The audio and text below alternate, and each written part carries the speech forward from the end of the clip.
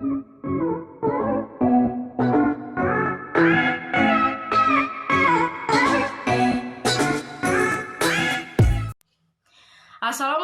warahmatullahi wabarakatuh. Saya Melia Ningtyas dengan NIM 441908886 dari kelas 442B27. Saya di sini sebagai perwakilan kelompok 4 ingin mempresentasikan makalah analisis studi kasus di media massa atau media sosial menggunakan teori komunikasi dengan judul Pengaruh Konten Vlog dalam YouTube terhadap Pembentukan Sikap, menggunakan teori ketergantungan, teori homogeni, dan teori kultivasi. Sebelumnya saya akan memperkenalkan anggota saya. Yang pertama, Muhammad Arifadin Putra dengan NIM 441906020.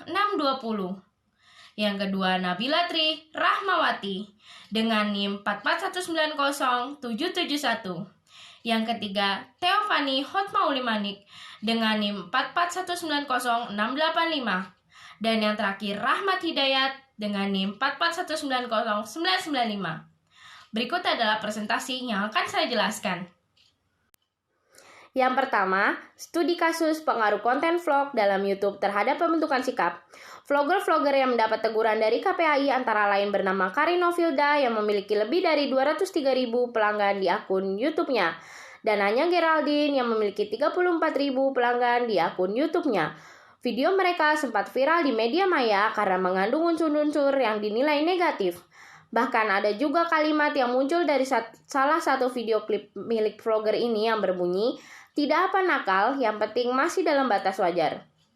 Yang mencapai 17.000 kali tayangan dan menuai kontroversi karena vlog mereka dianggap menjadi tolak ukur cara hidup anak-anak muda di Indonesia. Pengertian teori ketergantungan. Teori ketergantungan dependensi teori adalah teori tentang komunikasi massa yang menyatakan bahwa semakin seseorang bergantung pada suatu media untuk memenuhi kebutuhannya, maka media tersebut menjadi semakin penting untuk orang lain. Teori ini diperkenalkan oleh Sandra Baruch dan Melvin DeFleur.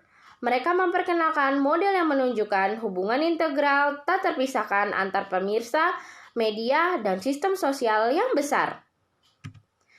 Konsisten dengan teori-teori yang menekankan pada pemirsa sebagai penentu media, model ini memperlihatkan bahwa individu bergantung pada media untuk pemenuhan kebutuhan atau untuk mencapai tujuannya. Tetapi mereka tidak bergantung pada banyak media dengan porsi yang sama besar. Pengertian teori homogeni.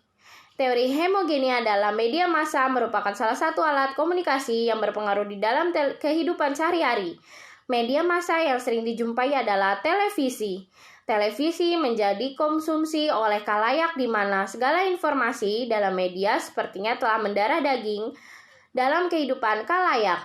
Adanya tayangan sinetron tentang kisah percintaan, gaya berpakaian sekolah, geng motor, dan lain-lain seringkali menjadi sorotan banyak remaja, bahkan anak kecil. Pengertian teori kultivasi. Dalam melakukan penelitian terhadap fenomena tersebut, peneliti menggunakan teori kultivasi. Teori kultivasi ditemukan oleh George Gardner dalam bukunya Morrison 2013-519, mengatakan bahwa teori kultivasi yang juga disebut dengan analisis kultivasi adalah teori yang memperkirakan dan menjelaskan pembentukan persepsi, pengertian, dan kepercayaan mengenai dunia sebagai hasil dari mengkonsumsi pesan media dalam jangka panjang. Di dalam jurnal Cultivation Theory, Effect and Underlying Process juga mengemukakan tentang perkembangan dari teori kultivasi sendiri, yaitu kemungkinan new media dalam memberikan efek pengaruh kepada khalayak dan lebih besar daripada televisi di era sekarang ini. Media baru ini menyediakan konten baru dan pengalaman menonton baru yang dapat berkontribusi pada penyempurnaan teori kultivasi dan proses yang mendasarinya. Surum 2009-66-89.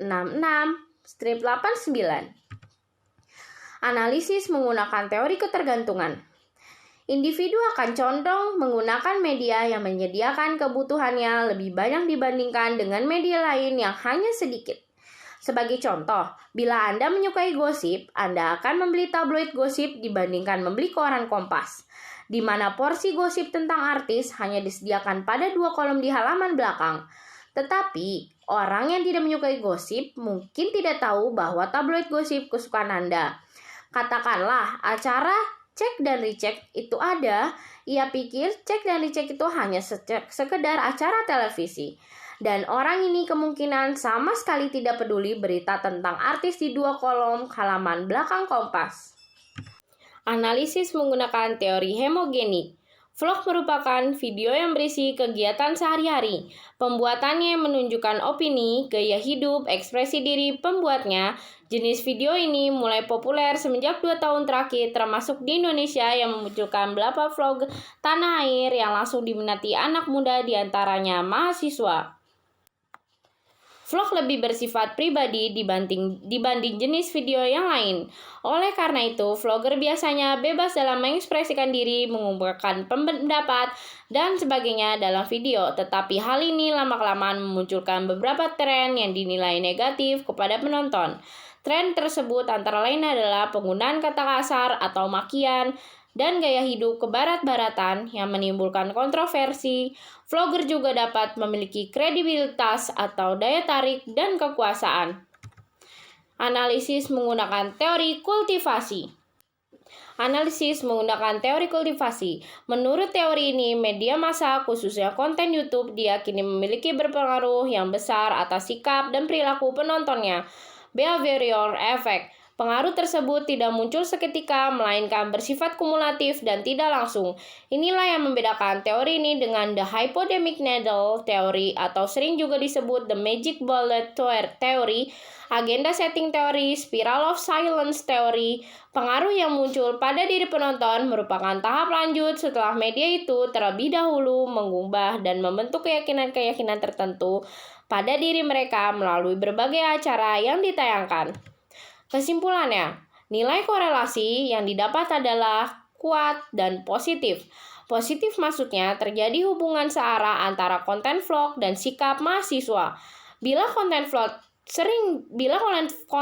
sering ditonton, maka akan terjadi pembentukan sikap kepada mahasiswa ilmu komunikasi. Pembentukan sikap yang terjadi adalah sikap yang positif dengan maksud karena para mahasiswa senang dengan dan gemar menonton vlog, ingin mencoba hal-hal yang ada dalam vlog, bahkan memiliki keinginan untuk menjadi vlogger.